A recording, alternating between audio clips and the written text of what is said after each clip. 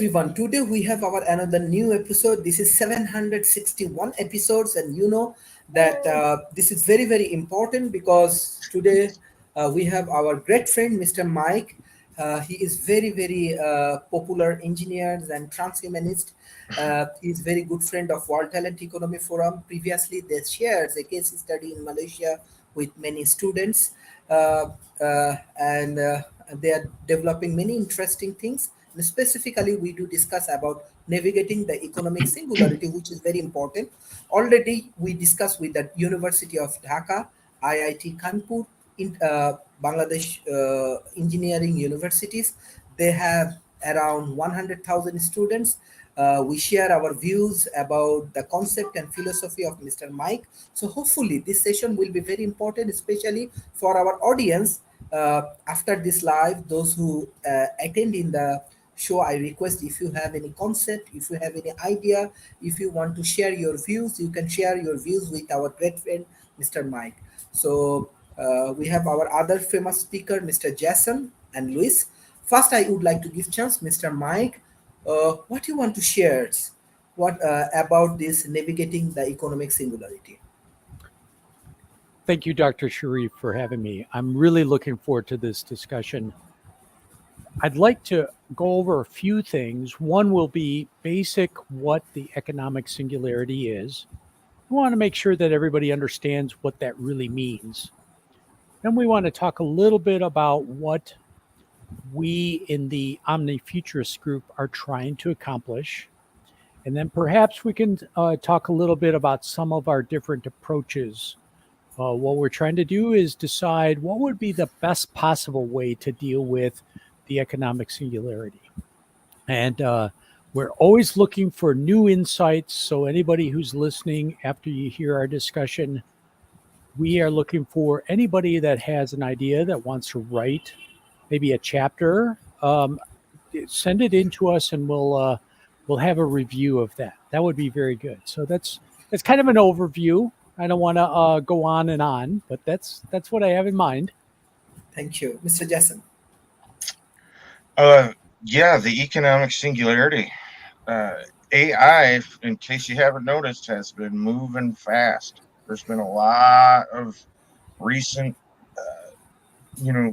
progression, and it is really getting crazy. The ability to automate cognitive jobs, like the thinking jobs, is very close. I thought that was going to be the last thing to get kind of jobs to get taken, but looks like it could be some of the first. So that's where I got interested in this project, from seeing the AI, and then we read Callum Chase's book, which is where we got the economic singularity term from, Callum Chase. So I could pass the baton off. That's pretty good for now. Thank you. Mr. Lewis, yes, what you want to share about this economic singularity? The economic singularity, in some circles, has been impending for some time now. The pace of the means of production have been ever advancing ever since the advent of capitalism. So it's been about a good amount of time since we have seen some really big advances in the means of production, and now we're starting to see that it's starting to become more profitable or more doable in terms of business sense to build these robots and automate the workplace instead of hire various human workers. And in there, we're starting to see a big conundrum for our current economic system that depends off of wage labor and various other instances that the human guarantees their own livelihood. With this whole, system being thrown on its head in this regard, the Omni Futurist group has been doing some really great work in terms of trying to combat the impending issue that this will bring and the impending disaster that may be akin to some of the Great Depressions of the 30s. Other than that, I will pass the baton myself. Excellent. Mr. Mike, I just want to clear the definition of economic singularity, because most of our content will be utilized by the government agency and universities. Yes. We have many young students who may have to learn about the economic singularity. Can you Sure. clearly give the example and Yeah. uh, thing about economic Yeah. singularity? No, I'd love to. Okay, so let's start with this. We're going to set this up as three different eras. We got today with capitalism. Everybody knows how today works. There's going to be a far future version of life that there's artificial superintelligence, and it is so capable that it can control some of the robots in the factories and provide flourishing abundance. Okay, so that's in the far future. There'll be so much, it'll be so inexpensive that um, people will be able to redistribute it and everyone will have food and housing. Okay, we're not going to talk about that. Okay, we're going to talk about is the period in between those two. It's a period of transition. And let's go back to the book that we started with. Callum Chase wrote a book about 7 years ago called The Economic Singularity. And what he said is it's likely that before you get to artificial superintelligence, that there'll be some lower level artificial intelligence. It is almost as smart as a human. Let's say it's a roughly the same intelligence as a human, and you combine it with some of the robotics, and that's the term we use is cognitive automation. And what Callum Chase said 7 years ago is if you've got robots that are pretty smart, they will be able to work almost around the clock. They aren't going to take coffee breaks. They're not going to take vacations. They don't need sick leave. They don't need a pension. And they're going to be a little bit faster than us, right? So, what are all the corporations going to do? Those robots are going to be more cost effective than humans. They're going to let go all of those humans and going to bring in the bots, which means that there's a potentially a huge wave of unemployment coming up. Permanent technological unemployment. Millions and millions of people who are working now will not be able to find a job anywhere because the robots are better than the humans. And when I was growing up, we always thought, okay, we saw the industrial robots that were welding and putting cars together. Okay, the factory floor might be a problem. And then we started hearing about self driving vehicles, and we went, in America at least, trucking is one of the largest jobs that men have. There are more American men doing trucking than almost anything else. Well, now we're worried about the truckers. What Callum Chase pointed out in his book is it's not limited to blue collar jobs. You can expect some white collar jobs to also be supplanted. And he went on to list a series of different um, white collar jobs that maybe you didn't think of that would probably be replaced by robots. And one of the ones he explained was lawyers, which really, this is where the book really got my attention. Lawyers. Lawyers are going to be replaced by robots. Well, if, as Jason pointed out, GPT-4 just came out 2 days ago. They gave it a bunch of tests. One of the tests is called the bar exam. The bar exam is something that a lawyer has to pass before he can be a lawyer. How well did GPT-4 do? 90th percentile. Okay. So that is a really good lawyer. Okay. It took a bunch of other tests as well: calculus, biology, microeconomics, graduate record examination. So these are, if you took your best college students, your best graduate students, some of your doctoral students, right? And you gave them these tests across all kinds of different disciplines, you already have a form of artificial intelligence that can do as well as a human. Now, I got another aspect I want to point out to you. I was not that enthralled when the computer could play chess better or go better. Okay. Those are games. Where I really got intensely interested in this is when I could talk to my computer, it would understand my question, and it would answer me. Okay, that's a lot of what people do in the office. Okay, so let's summarize.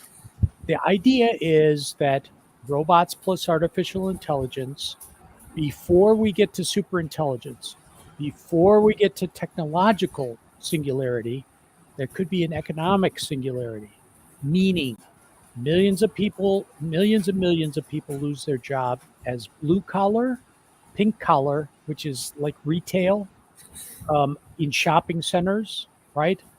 Or white collar in the office. All of these jobs are threatened. So the question is, how did the people survive? How do they pay for their food? How do they pay for their rent, their health care, their transport? This is the problem that the omni-futurists are trying to wrestle with. What could we possibly do to prepare for this? Because right now there's not a plan. Okay, so Dr. Sharif, that's my summary of the economic singularity. Thank you, Mr. Mike, Mr. Jackson. Yeah, I'm particularly concerned about it because of the fact that it seems like all of this dominoes are stacked up for this just to fall. It could fall in a very bad way.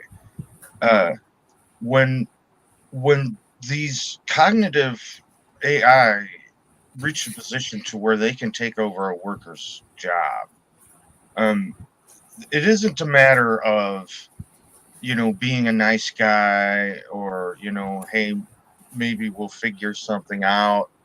That they will be required to you know replace that person with an AI because they have to make money. A corporation is fiduciary responsible to bring a profit, so they're going to do it. And so, and the United States is awesome and everything, but we aren't the greatest at having our social safety nets like a lot of the other countries. So I think we are kind of particularly in a bad way. And then when you start talking about, you know, in, putting in safety nets, it gets to be really, really divisive issue for us, because we're so politically divided. So yeah, there's a lot of this situation that is looking very dire. Although at the end there could be a silver lining again, but we're we're worried about the transition period, the period where we don't know what we're gonna do, and people are starving. That's what we want to avoid. So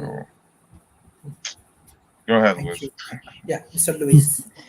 Okay, yeah. A brief description of the economic singularity for me is when the means of production start to outpace human labor in a mass scale, in every sense, both in manufacturing, in cognitive work, and various other fields, as Michael and Jason just got to.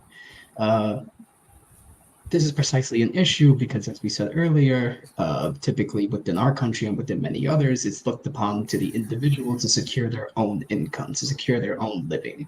But that implies a lot of competition with other humans. And now we're starting to see machines get involved where they outpace even the most competitive human, the most productive human.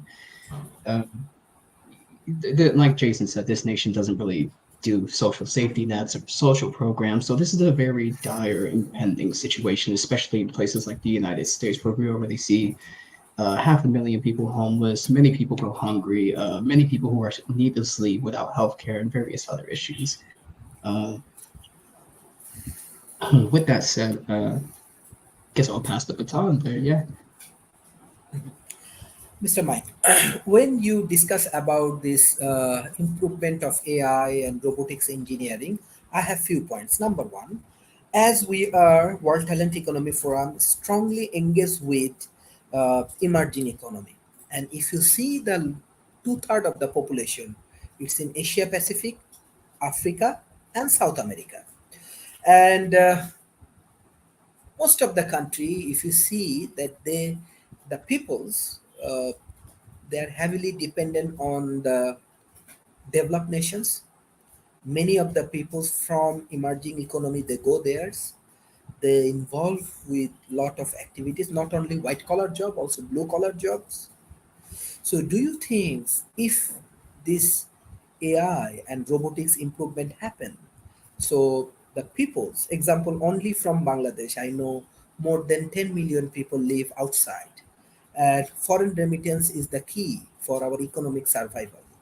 So all of the things will hamper in the futures. The future means this coming 2, 3, 5 years. Or what is the solution you have in mind? Very difficult question. Um,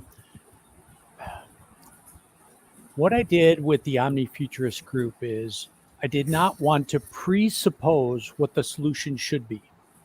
And so I have specifically looked for a series of people with diverse political and economic viewpoints. And what we're going to do is we're going to each lay out what we think would be a good solution. And then we're going to publish that.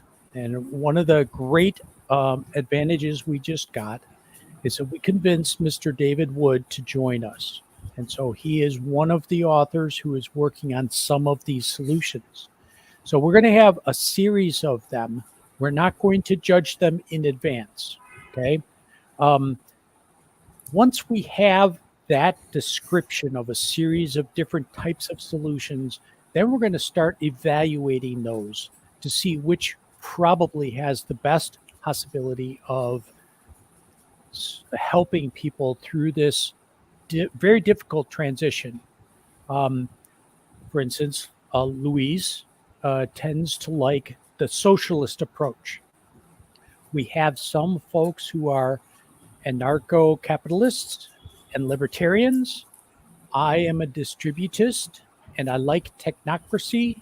There's another fellow who likes Georgism or Geoism, panarchy. There are a series of potential solutions that could help people bridge this onrushing catastrophe. So you asked specifically, what solutions do we have? What is the best way? We do not know yet. And the reason we're going at this is I had a very difficult time finding anyone who has even approached this problem. Now, I'll say that I have come across one study so far. If you look at the Millennium Project, they wrote a paper called Work/Tech 2050. It is, they've had a series of workshops across the world, and they put all of their thoughts together into 3 different scenarios. And they did a good job of saying, okay, this was what would probably happen by the year 2050 if we followed our normal approach. This is scenario 1. Scenario 2, what if we did almost all the wrong things? Scenario 2 shows you what the outcome may be in terms of how many billions of people are unemployed. Okay. And then the last part is they talked about what would be the best possible outcome if we properly prepared. So they made these 3 scenarios. That's the study that they put together.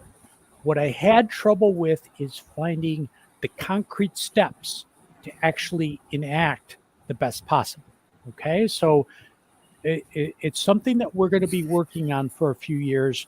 And we all hope that we have time to come across the right solution before the economic singularity hits.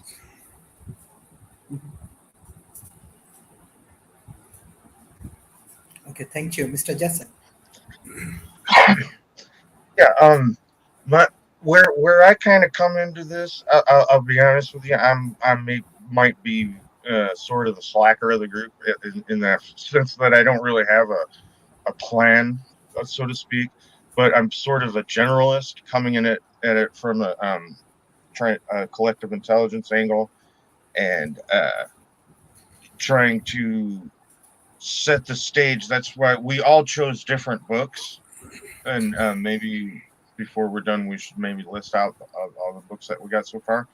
And I chose a book, Peter Zion's "The End of the World is Just Beginning," simply because to give a generalist view of the world that we live in.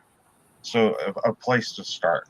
And what I really look forward to is being able to see all of this information in its aggregate and, and see what emerges, see what, because I don't want to be too,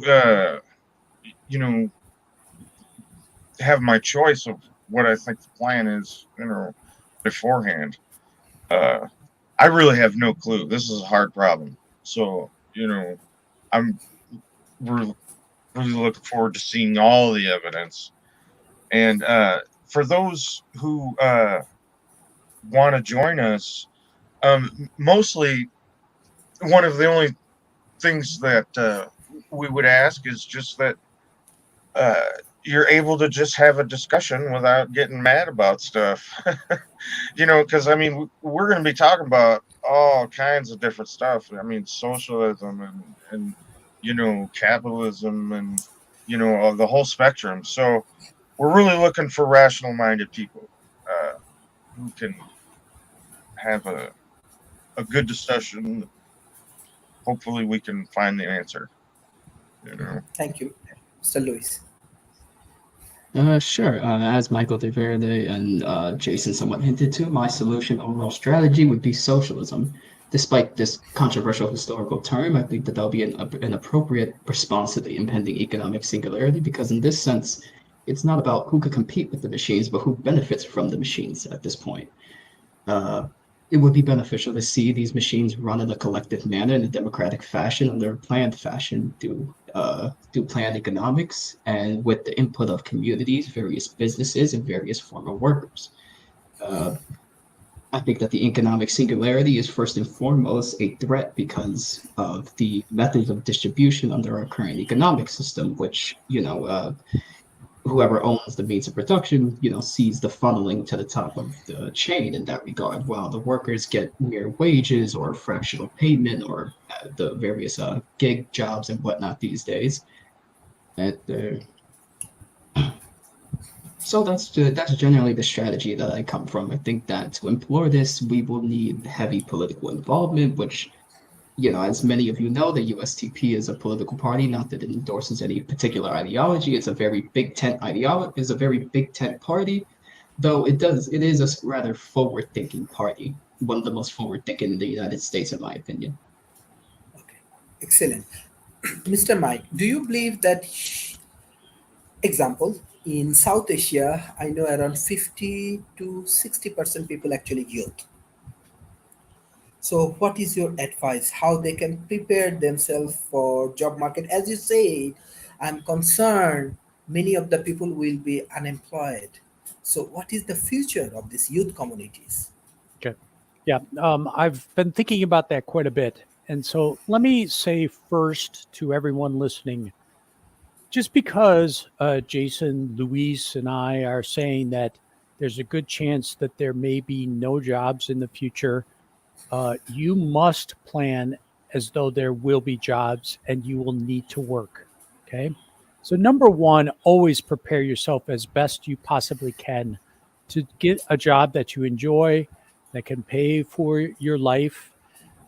We are speculating on a future, and the future could have many different versions. It could go in many different directions. And this economic singularity may not come to pass. So, number one, as I myself did, go find something that you really enjoy and go as far as you can with your education. My degree was in aeronautical and astronautical engineering at the University of Illinois. I love aerospace. I've worked in it for almost 40 years. I'm very happy with my career. You need to follow the same sort of path. So I'm not going to change that advice just because potentially the robots are doing the work. One of the things that Callum Chase talked about is people will frequently hear this and then say, if the bots are doing all the work, then what will people have as a purpose or a meaning in life? And I kind of reject that approach in that no one should be getting their full purpose and meaning out of life from their job. Okay? Your job is there to help you pay your rent and eat your food and go places you want to go. Okay? It's just a job, not your purpose in life. Okay? He says that his response, this is Callum Chase, his response to that when people are worried about people being bored if they do not have a job and career, he says there's two types of people you can look at and see, okay, they're not working. How did they do? And he said aristocracy, the lords and the barons and the kings, or what, the people who have so much money because their parents were rich, they don't have to work anymore. What kind of life do they have? They have a fantastic life. Okay. You do not have to have a job in order to be happy. Or you can look at the people who are retired. And if you talk to people who are retired, and let's say that there's a social safety net that pays for their food, some sort of social security arrangement or a pension, these people will, when you ask them, they'll say something like, I can't believe that I was able to work for 8 hours a day and do all the stuff that I'm doing now. People in retirement generally find plenty of interesting things to do. I don't know if it's volunteering to help or a hobby. People do hobbies a lot and get a lot of satisfaction out of that, and they don't get paid, right?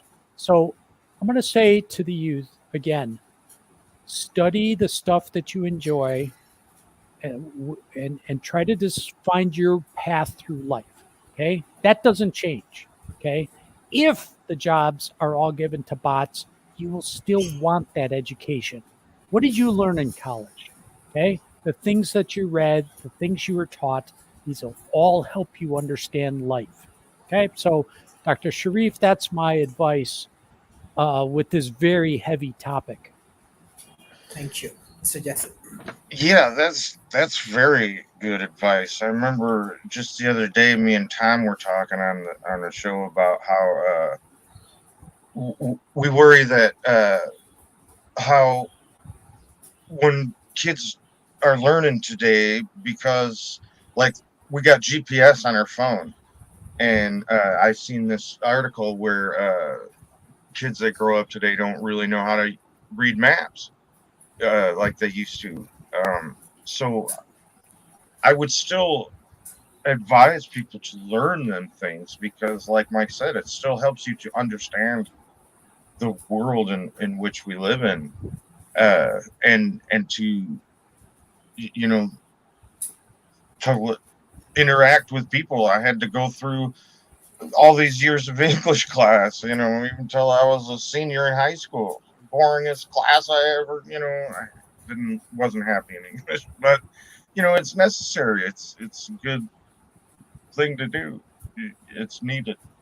But which that's it's like a double whammy though when I think about the cognitive automation and all the money that the kids have to spend nowadays for college compared to what it used to be, and now a lot of them are super saddled with debt, and yeah, they got their education, but now what if they get double whammied where their cognitive automation takes their job after they just spent all this, I know I just told them that you should still go to school and they're worried, but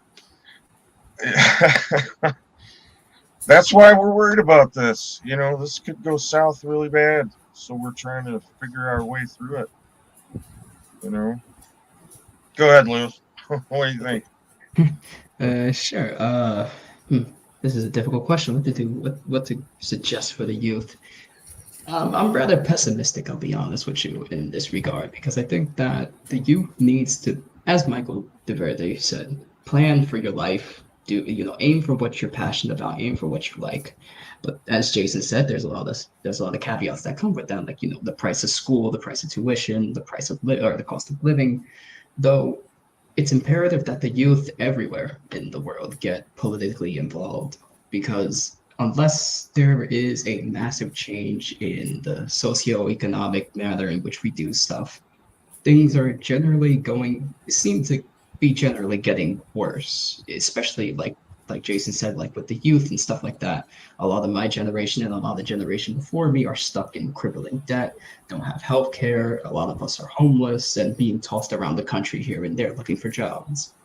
Therefore, it needs to be somewhat, I guess, established that there needs to be a political road for the youth, and they need to be able to take the reins of society and be able to somewhat steer it in a direction that will allow them to both do as they please in terms of what they're passionate about, but also have their livelihood secured by, by not being left in the dirt by automation.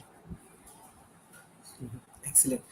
Mr. Mike, if this robot and AI took all of our jobs, so what should be the role of government? Can they prepare better policy, or your organizations can help to develop better policy Mhm. for handle this critical condition? Okay, so that's a very good question of what does the government do? And I'm going to say it this way to start is that I'm going to talk mostly about America. That's what I know about. I do not know what Uzbekistan or Croatia might prefer. Okay. Um, it's going to vary from country to country, certainly. My approach to this is not a one size fits all. So, Luis was talking a bit about socialism. That would probably have to be uh, a larger organization than what I'm going to talk about. My preferred approach is distributism. And so, those of you who are familiar with labor unions, credit unions, and cooperatives, that's kind of what I'm talking about. And think of it as a parallel economy. Okay, so these exist in the capitalist economy already, these structures. And there's a big difference. And I think you're going to find as we talk about these things in the future that there's a lot of common traits here. So Luis and I and Daniel Tweet, who happens to like the Georgism, we find that we've got a lot of aspects in common that we like. Now, mine, the big advantage of the version I'm thinking about is that as people lose their jobs, the robots aren't going to come out all at once, right? So, as one industry switches over to mostly robotics, um, those people will become unemployed. As they become unemployed, perhaps you can gather together in groups and start up, let's say, a co op so that you have a place where you can perhaps grow your own food, help yourselves continue to have housing. It's a community effort. The advantage of like a co op is rather than the profits of the business going to investors or venture capitalists or shareholders, the profits go to the people who are doing the work. Okay. And these are perfectly accepted business structures in any capitalist economy. Okay. Uh, Luis and his friends are going to have trouble convincing some Americans that we ought to pursue a socialist approach. There's a lot of already built in anger just at the term. Okay. As he can probably attest. All right. So if you have this distributist approach, people can work together. Now, I'm going to stop for a second and talk about something Luis mentioned very, very quickly. When you guys are thinking about what could be coming, you got to think about the old Great Depression. This happened in the 1930s, okay? It's pretty much worldwide, pretty much. Okay, Luis will probably indicate an exception to that, but I'm going to say that it was a very bad time in America for a long period of time. And there was at least at the peak, it was about 25% unemployment of the working class, right? The people who normally would be working, 25% are unemployed. And it lasted for a long time. I'm thinking like 9 years. When they lost their, say they were farmers, they were kicked off the farm or whatever, they drifted around the country into what are called Hoovervilles. When you guys see on the news the tent cities, the unemployed are living in tents in cities, that's kind of like the current example of Hoovervilles. Okay, so one of the one of the things that you would like to be able to do is help these people get together and find a way so that they can survive this downturn. All right, so um, this is part of what I'm going to. Oh, and one more thing. If you're not really that familiar with the Great Depression, I would suggest you either read or watch the movie called Grapes of Wrath, which kind of shows some characters who are living through the Great Depression and the struggles that they go through. Okay. This is probably what's coming for a lot of people. Okay. So, anyway, that was my version of perhaps how you could approach the economic singularity is to form little co-ops, credit unions, and people gather together and protect themselves from this until we get to the point where there's flourishing abundance and everybody gets basically whatever they need. Okay, so I'll stop there, Dr. Sharif, and let Jason weigh in. Okay, Mr. Jesse. Sure. Yeah. So I'm like the legislative director for the USTP, and how I came into this originally was from an angle of looking to try to have some sort of policy proposal for our platform about all this. Well, it sort of started. I guess we was talking about UBI, which I think is going to be a big part of the answer. I think there's probably no way around it. We're going to have some kind of UBI, which is universal basic income. So, and it's different from like a welfare system in the sense that we want to get rid of all of the overhead. Okay, so if you have a UBI for everybody, then you don't really need Social Security anymore. You don't really need food stamps anymore. You don't. There's all kinds of stuff that you can get rid of if you put in a UBI, and a lot of that stuff, is appealing to both sides of the aisle. I know conservatives like small government, and this would do that. It eliminates a whole lot of the fat or whatever they call it, in the budget. So I think that's a very. Mike has this awesome plan. I don't know if I'm letting it out of the bag on you there, Mike, but it's called VAT tax. I think it's even better than our way better than our original plan. For, but I'll let him speak on that if he wants. There's another part. Universal basic means of production. I think part of the answer isn't just going to be giving people money. It's going to be allowing them to be able to produce the things they need to survive. So, if they have access to a makerspace, we should take advantage of these new technologies coming up and have the ability to produce the things they need locally, and shrink the supply chains. The world seems to be going into a trend of we were in a globalization trend with interconnected supply chains all over the world. We seem to be going in another direction with smaller supply chains and more locally sourced things. I also think that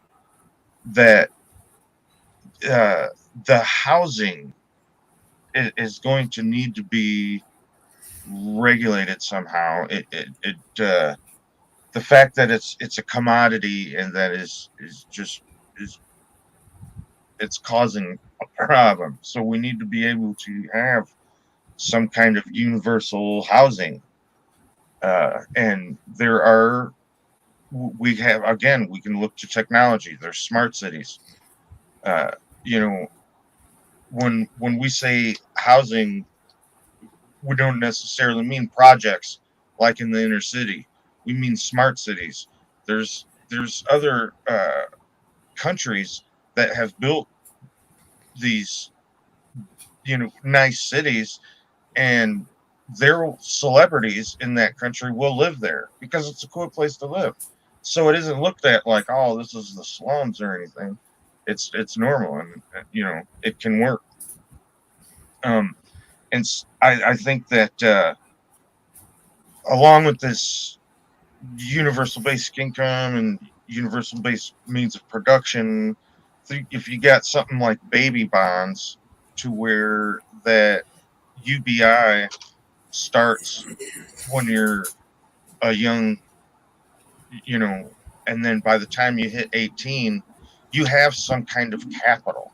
Because I think it's going to be not just that you have, you know, money in your pocket to spend. Sometimes you need a chunk of capital to Yep. do something, to, uh, buy a house, you know.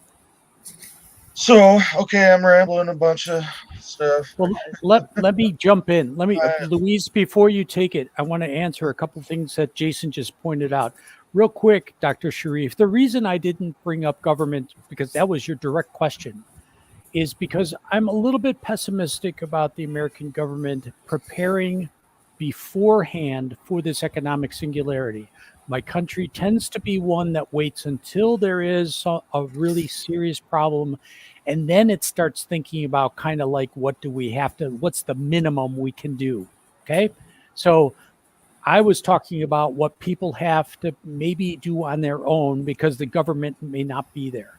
Now, what Jason mentioned is I've looked into UBI, and what I've seen so far is either it is you give people, everybody, universally, you give everybody enough to live on comfortably a middle class life.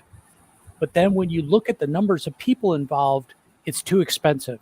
You couldn't possibly spend that much money. Or you look at how much you can spend and divide it among all the people who are in the country, and it turns out to be too small an amount to live on. So UBI has this problem for me in that it's either too small for the people to live or it's too big for the country. Okay, so the universally giving cash out to everybody doesn't make any sense to me. And so what I've suggested is, now he called it a VAT tax. The VAT, value added tax, VAT is part of it. But what it's called is a negative income tax. And the way this works is if people make below a certain amount of money, they're given it. Okay.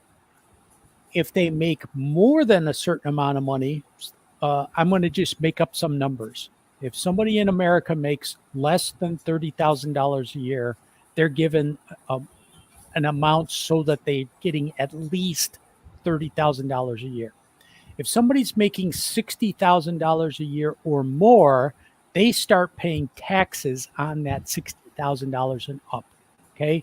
And when I look through that, plus eliminating the bureaucracy, it seemed to make more sense. And in this case, you're actually giving cash to people who really need it. And somebody like me, an aerospace engineer, doesn't get anything. I pay taxes, right? So the people who are not working, or maybe they're working at home as a homemaker, or they're taking care of their parents, but they're not working at a paying job, they get $30,000 a year per adult person.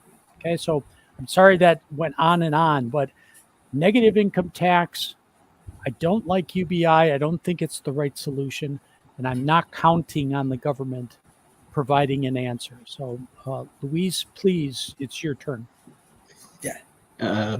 As for me, I'm not counting on the government to provide a solution either, at least the current government, without some political action or like political will.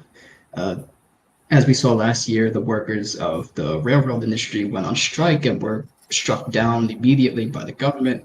And then later on, as we saw, as Michael said, in terms of the United States, they have a bad taste in their mouth in terms of like the name socialism or the term socialism, which isn't necessarily shared among the younger generations in the United States. For example, Gen Z, I think the numbers are, I think 50% of us believe that socialism is better than capitalism at this point. And I think that that's, a harsh reality through the various experiences that we have had growing up and living in this country and whatnot. Nevertheless, the current government does not represent the interests of the people in any which way, shape, or form, and they have shown to fight tooth and nail against any type of process or progress of the masses in favor for the profits of the few. And therefore, I don't think they will do anything in this regard. I think it will have to take, as I said before, like a massive move, or not a massive movement, but some very hard political will and action to get them to budge on anything, or to create a new government. Maybe not entirely, but in the vast majority of cases. Excellent. Mr. Mike, how are you discussing about AI and robots' capabilities? Do you believe, as you are representing Transhumanist Party, I am also from Transhumanist Parties, Mr. Jason and all of you, in the futures, robot also replace policymakers and politicians? I would think yes. And I think Jason and I know, um, I'm going to make a full explanation on this, full disclosure. I'm an investor in the company I'm about to talk about. Okay. I was able to get in on the seed round of Artificial General Intelligence Laboratory Incorporated. I think that David Kelly has been on your show, Dr. Sharif. He is the wizard of the software. I think that is a fantastic early artificial intelligence startup.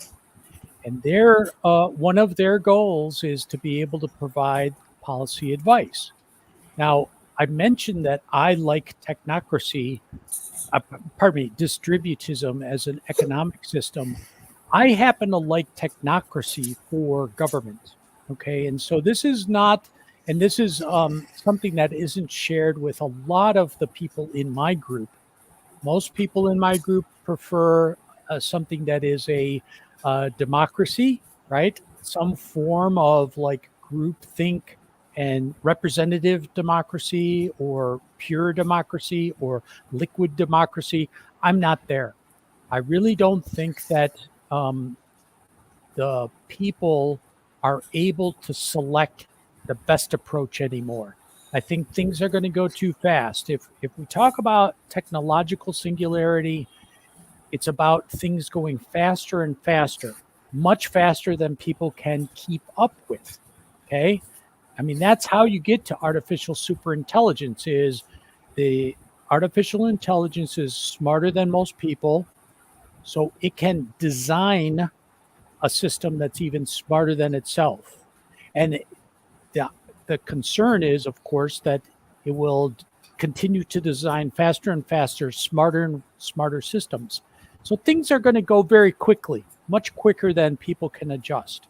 So, for instance, I look at the country of Singapore as an example of how well technocracy can be implemented. In the United States, of course, we're not a full technocracy, but I use the examples of the Federal Reserve or the U.S. Supreme Court as examples of technocracies that, within their function, that work very well, my opinion.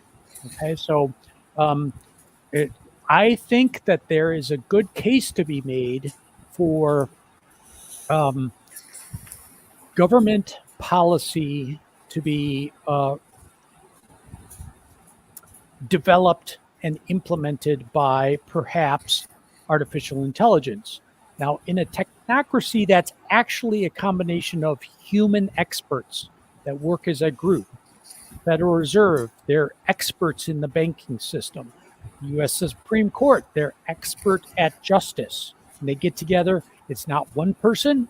It's a group of 9 or 13. And they get together and they describe, discuss, argue, and they come to a consensus. Okay.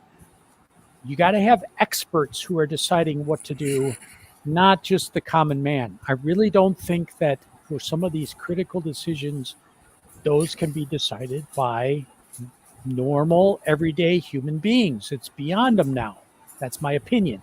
Okay. So when you ask this question, I think the first step is to have artificial general intelligence that shows that it advises a group of experts. This is probably a very good approach for you to take. Okay. The experts review that suggestion to see if it's applicable and perhaps it's implemented. If that system can show itself over and over and over again to be coming up with the best solutions, then at some point I think you got to turn it over to the bots. Okay. And the book I'm going to refer to is Technocracy in America. Okay. That's a very good one on technocracy. Another one is the book by the prime minister who led Singapore out of its independence. The book is called From Third World to First. Okay. So that's where I'm going to end my answer to your question.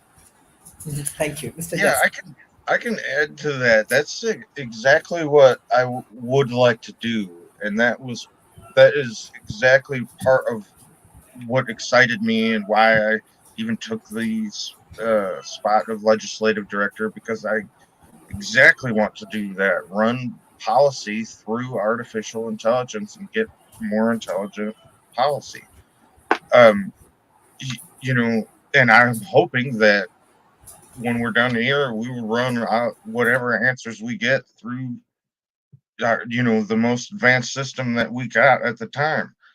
There's another thing that I think AI will be particularly useful for in making policy, and that's seeing unforeseen situations that policymakers don't necessarily see, and then there's these unintended consequences. Like, for instance, with the welfare thing, in the 80s or whenever it was, you probably maybe remember all the welfare queen, and well, there's part of this policy where, and I don't remember, I'll paraphrase it, but to be able to get it,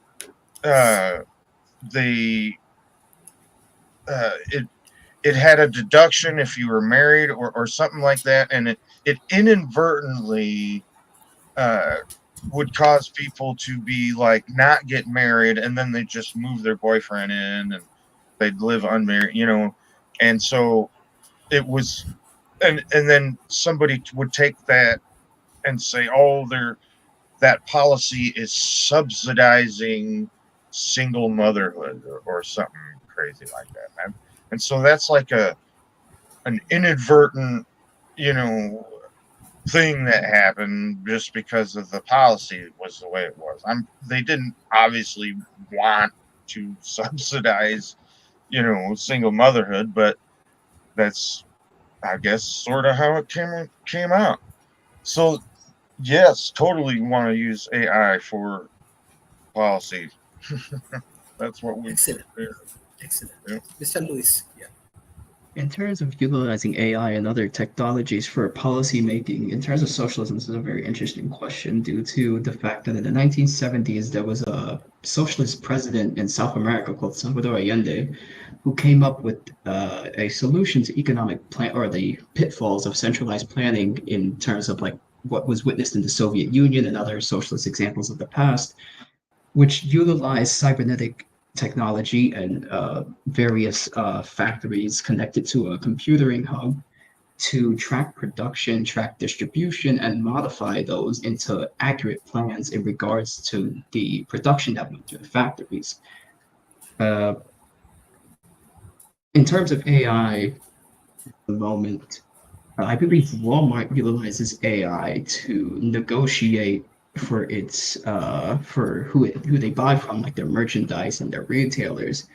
And mind you, in 2018, Walmart made, I think, about $500 billion in revenue, and that even surpassed the USSR back in the 1970s at the peak of the country's duration.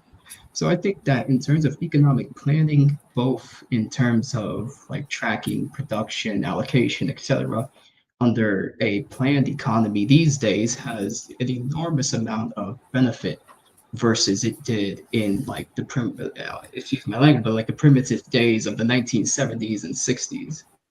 So I think it could be very beneficial to utilize Thank you. AI today. I will concede that point that socialism probably has a better chance nowadays because of the AI to actually.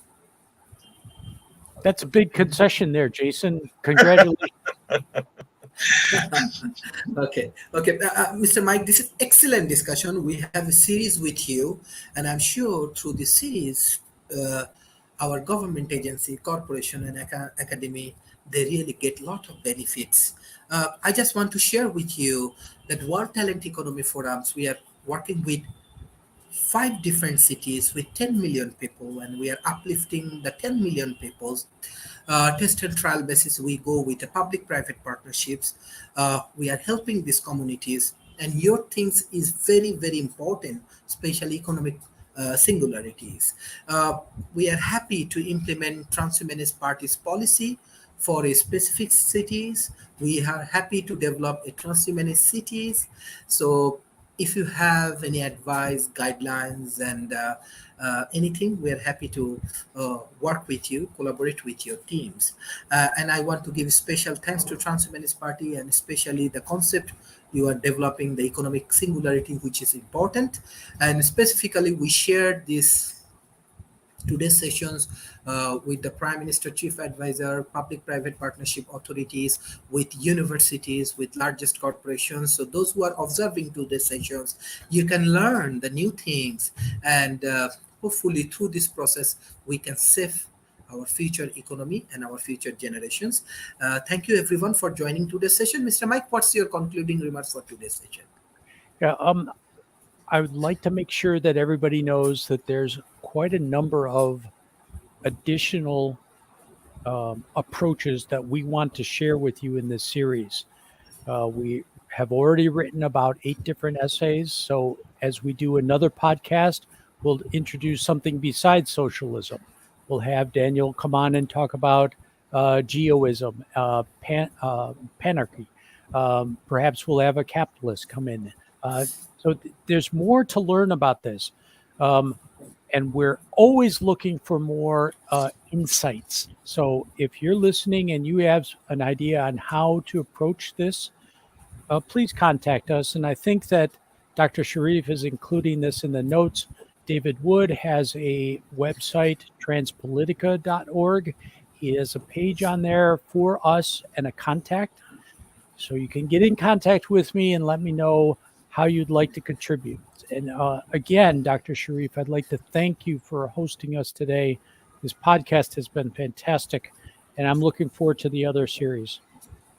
Thank you. Mr. Mike, we are not only organizing these dialogues, we are taking action. Action is the key. We always help the communities. Whatever we learn from these dialogues, we implement. So hopefully, your support can help emerging economy a lot. Most of the cases, the big organization, the big corporation, they never involve with the grassroots level people. We try to do it and we make it. Mr. Jason, what's your concluding remarks for today? Just that we can add some links into the comments after we're done here. So there's like an omni-futurist group on the Transhuman Club website that we can show you. And so check the comments after we're done here. We'll put some links. Hopefully we'll see you guys. Mr. Lewis, what's your concluding remarks? Despite the pessimistic notions from me, I would like to say that hope is not lost. We need a type of revolutionary optimism that will carry us into the future and carry us into the prosperity that all of us deserve and all of us need. Thank you. Thank you everyone for joining today's session. I request all of our audience, please share our content with your government, with corporation, and with academy. So hopefully through this process, you can learn a lot of interesting things. Thank you everyone. Thank you for joining today's session. Thank you. Bye-bye and take care.